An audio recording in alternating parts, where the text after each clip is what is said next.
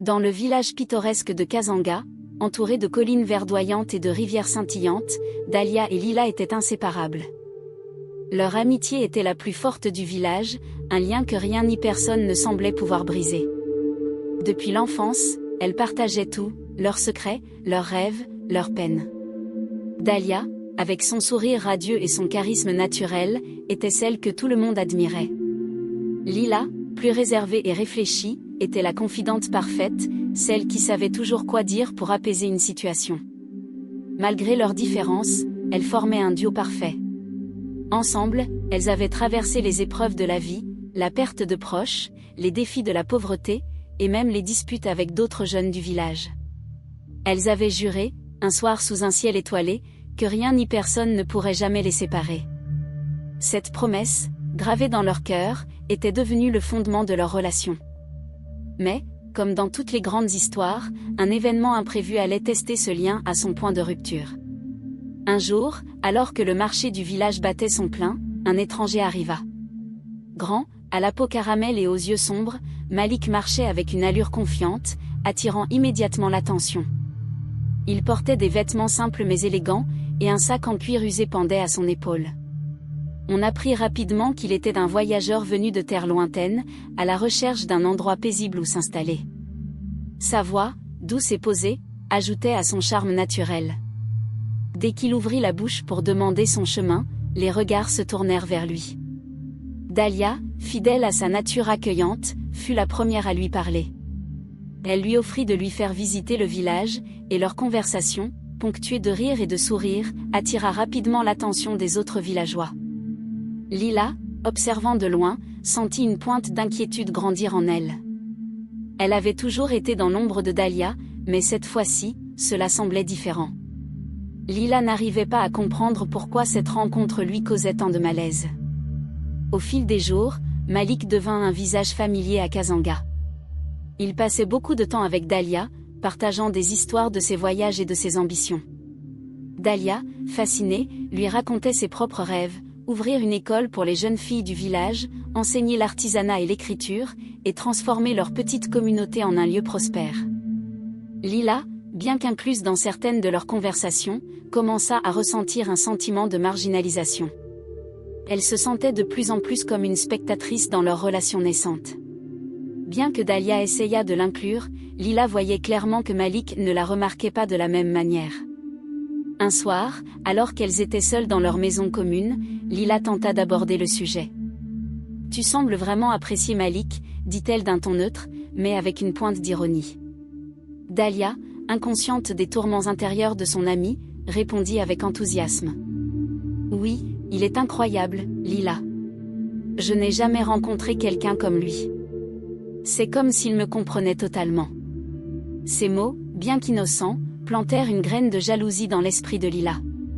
Elle avait toujours admiré Dahlia, mais cette admiration se transformait doucement en envie. Pour la première fois, elle sentit qu'elle voulait quelque chose que Dahlia avait, l'attention de Malik. Alors que Dahlia continuait à se rapprocher de Malik, Lila se renferma sur elle-même. Elle observait leurs interactions avec un mélange de fascination et d'amertume. Chaque sourire qu'ils échangeaient, chaque moment qu'ils passaient ensemble, était une flèche dans son cœur. Elle se disait qu'elle ne méritait pas d'être mise à l'écart, pas après tout ce qu'elle avait fait pour Dahlia au fil des ans. Peu à peu, Lila élabora un plan. Elle savait que Malik valorisait la sincérité et la loyauté. Alors, elle décida de manipuler subtilement les perceptions qu'il avait de Dahlia. Lors de leur rare conversation en tête-à-tête, elle semait des doutes avec des phrases soigneusement formulées. « Malik, Dahlia est une amie merveilleuse », disait-elle avec un sourire innocent. « Mais tu sais, elle attire tellement d'attention.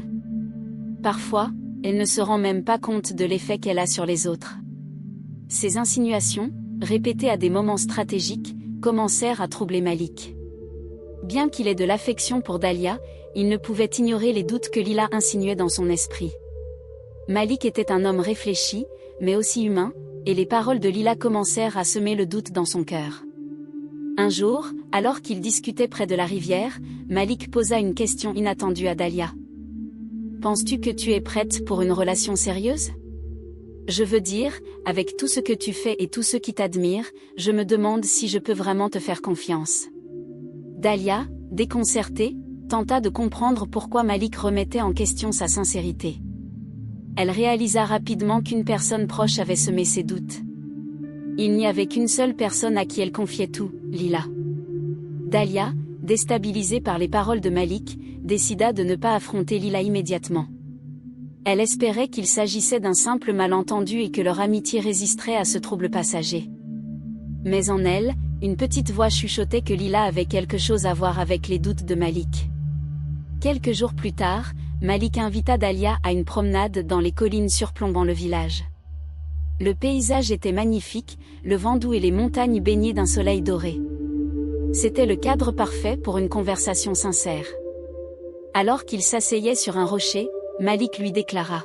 « Dahlia, je t'apprécie profondément. Tu es différente de toutes les personnes que j'ai rencontrées. Mais j'ai besoin de savoir si ton cœur est vraiment avec moi. » Dahlia, les yeux brillants, répondit sans hésitation. « Malik, je n'ai jamais été aussi sûre de mes sentiments. Mais pourquoi douterais-tu de moi ?» Malik détourna le regard, hésitant à répondre. Il finit par avouer. J'ai entendu des choses qui m'ont fait réfléchir. On m'a dit que tu avais d'autres prétendants, que tu étais peut-être indécise. Ces mots frappèrent Dahlia comme un coup de tonnerre. Elle savait d'où venait cette rumeur. Lila, sa confidente, celle à qui elle avait toujours tout partagé, était la seule qui pouvait semer ce genre de doute. Dahlia, bien qu'attristée, ne montra rien sur le moment. Elle répondit simplement. Malik, si tu veux connaître la vérité, écoute ton cœur. Pas les paroles des autres. Ce soir-là, Dahlia retourna chez elle, déterminée à confronter Lila. La nuit était sombre, la lune cachée derrière des nuages menaçants. Lorsque Dahlia entra dans leur maison commune, elle trouva Lila assise près du feu, les mains serrées autour d'une tasse en terre cuite. Lila, commença Dahlia d'une voix calme mais ferme, il faut qu'on parle. Lila leva les yeux, visiblement mal à l'aise. De quoi veux-tu parler, Dahlia, demanda-t-elle d'un ton neutre. Dahlia s'approcha et s'assit en face d'elle. Pourquoi as-tu dit ces choses à Malik? Pourquoi as-tu semé des doutes sur moi dans son esprit? Lila tenta de nier, mais Dahlia continua. Ne mens pas, Lila. Je sais que c'est toi. Tu es la seule à connaître ces détails. Pourquoi? Je pensais que notre amitié signifiait quelque chose pour toi. Lila, piquée au vif, se leva brusquement. Et moi, Dahlia? Qu'est-ce que je signifie pour toi? S'écria-t-elle. Tu as toujours tout eu, l'attention, les compliments, l'amour. Moi, je suis toujours dans ton ombre. Malik t'aime, mais il ne m'a même pas regardé une seule fois. C'est injuste. Dahlia resta immobile, choquée par la confession de son amie. Elle comprenait maintenant que ce n'était pas seulement une question d'amour, mais un ressentiment qui s'était accumulé depuis des années. Lila, murmura-t-elle, si tu avais parlé de tes sentiments, nous aurions pu trouver une solution. Mais trahir notre amitié, cela, je ne peux pas le pardonner. Lila, les larmes aux yeux, sortit de la maison sans un mot, laissant Dahlia seule avec son chagrin. Malik, de son côté, avait remarqué le malaise grandissant entre les deux amis. Après sa conversation avec Dahlia, il se mit à douter des paroles de Lila. Pour confirmer ses soupçons, il décida d'en parler à d'autres villageois. Très vite, il découvrit que Lila avait également propagé d'autres rumeurs sur Dahlia, décrivant son ambition comme un masque d'égoïsme. Réalisant son erreur, Malik décida de faire un geste public pour réhabiliter Dahlia.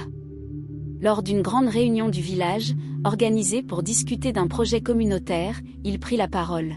« Dahlia est une femme remarquable, déclara-t-il. J'ai été aveuglé par des paroles de jalousie, mais je veux que tout le monde sache qu'elle a toujours été sincère et dévouée. C'est à elle que revient le mérite de bien des avancées dans ce village. » Les villageois, touchés par son honnêteté, applaudirent Dahlia, qui était visiblement émue. Lila, quant à elle, ne supporta pas la honte de voir ses manipulations exposées.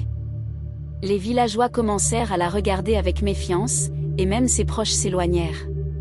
Incapable de supporter la pression, elle décida de quitter le village. La nuit de son départ, elle alla voir Dahlia une dernière fois.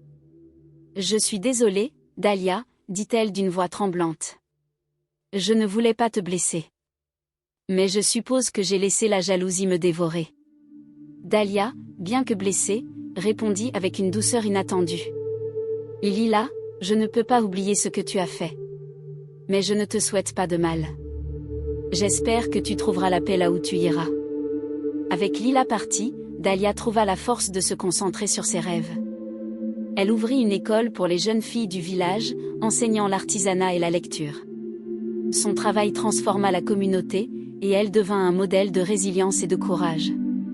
Quant à Malik, il resta à Kazanga, offrant son soutien à Dahlia. Leur relation prit une nouvelle forme, plus respectueuse et patiente. Bien qu'ils n'aient pas immédiatement renoué leur romance, ils se rapprochèrent lentement, bâtissant une confiance mutuelle. Dans le village de Kazanga, l'histoire de Dahlia et Lila est racontée comme un avertissement. Elle rappelle que l'amour et l'amitié, bien que précieux, peuvent être détruits par la jalousie et les non-dits. Et sous le grand baobab où elles avaient scellé leurs promesses, une leçon reste gravée dans les mémoires. L'amour ne peut survivre sans confiance, et l'amitié sans loyauté.